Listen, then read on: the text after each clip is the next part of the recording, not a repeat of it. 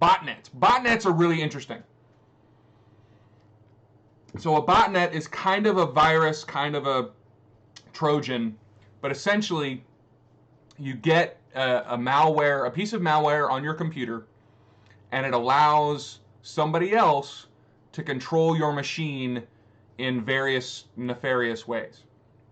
So the way it works is there's one guy or a small group of guys at the top. They're called the bot master.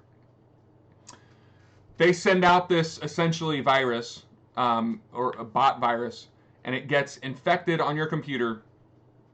And the more computers they can infect, the larger the botnet grows. The largest botnet on record was like a couple of million computers, like 2 or 3 million, I think, as of the time of this recording. Then what the botnet virus does essentially is it sits quietly on your machine and it contacts a server somewhere. Sometimes like an ICQ server, sometimes some other server that the master has co-opted, but it just sits and it listens and it waits. Okay, and then if the master wants to do something with all these assorted computers that are at his command, he sends a command or posts a command on the server. All the bots hear this command and they say, "Oh, yep, good to go. I will do that," and then they proceed to do the thing. Right? One of the more common uses for a botnet is a distributed denial of service attack. Right? So if I get upset at PayPal, PayPal is a fairly major business. They have tons and tons of servers, tons and tons of bandwidth. There's not really a lot I can do as an individual to overwhelm their servers, is there? No. But now imagine I have a few 100,000 bots at my command. I can instruct every one of those few 100,000 bots to start sending Amazon like junk data or invalid requests or all kinds of different stuff that occupies the PayPal servers so much that they can't deal with, they don't have the resources to deal with legitimate traffic, and thus they are cut off from their customers. Best case scenario for the bad guy, the entire website or service or server just shuts down.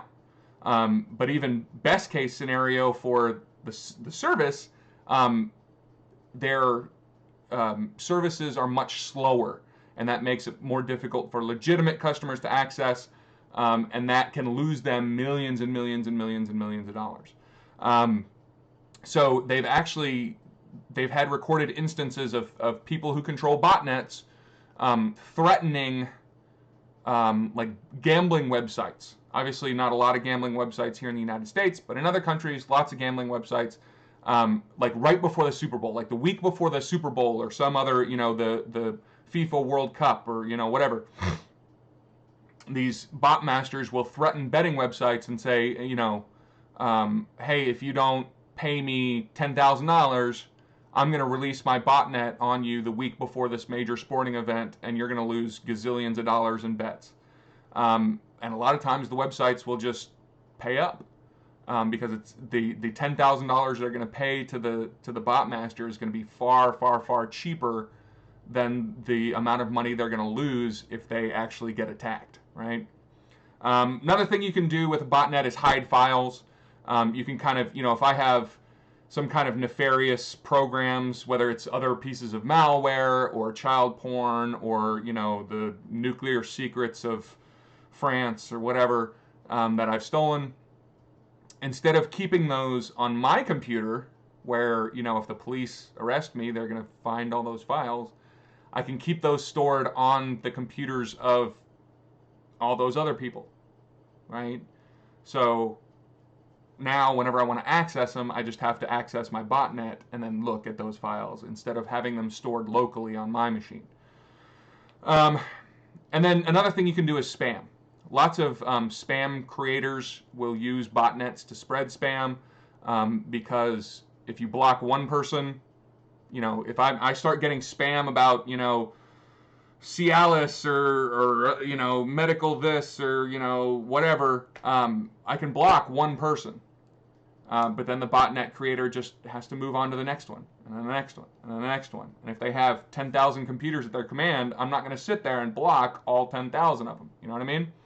So it's a very, very efficient way of spreading spam that gets by a lot of blocking software. Now, what's really interesting is just recently, just in the news within the last year or so, somebody created a botnet not out of like traditional computers and laptops, but out of the Internet of Things. And the Internet of Things is this phrase that we use to describe kind of all the other stuff connected to the internet, right? So I just got a new air conditioning system in my house, and my thermostat is connected to the internet so that I can control my thermostat over a cell phone, mobile app connection. Some people's refrigerators now connect to the internet so that they can, see what they have in their fridge while they're at the grocery store. They just open up the little app, and then they can, there's a little camera inside the fridge, and they can look and see what they have. People have doorbells with cameras. So if somebody rings your doorbell and you're not home, you can bring up the camera from your cell phone and see who's at your door, and see if it's, the UPS guy or somebody casing the joint for a burglary or whatever. So that's the Internet of Things. It's just all kinds of different stuff connected to the internet that is not kind of a traditional computer or laptop or cell phone or tablet or whatever.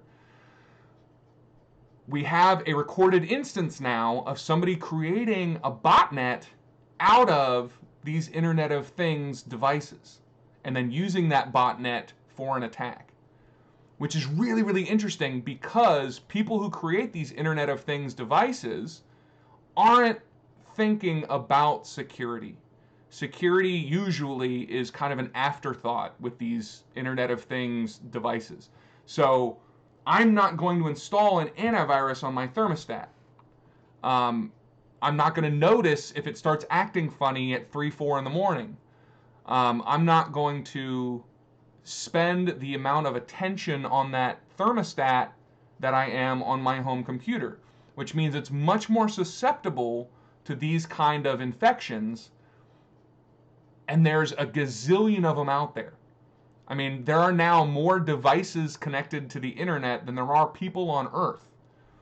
So there are so many of these that if I can create and write the correct bot program to infect these devices, it's going to be far easier to create a botnet out of those devices than it would to create one for computers, which now often have antivirus that'll block the software, or the people will notice, or whatever. So botnets are a very interesting kind of subsection of cybercrime. Yeah,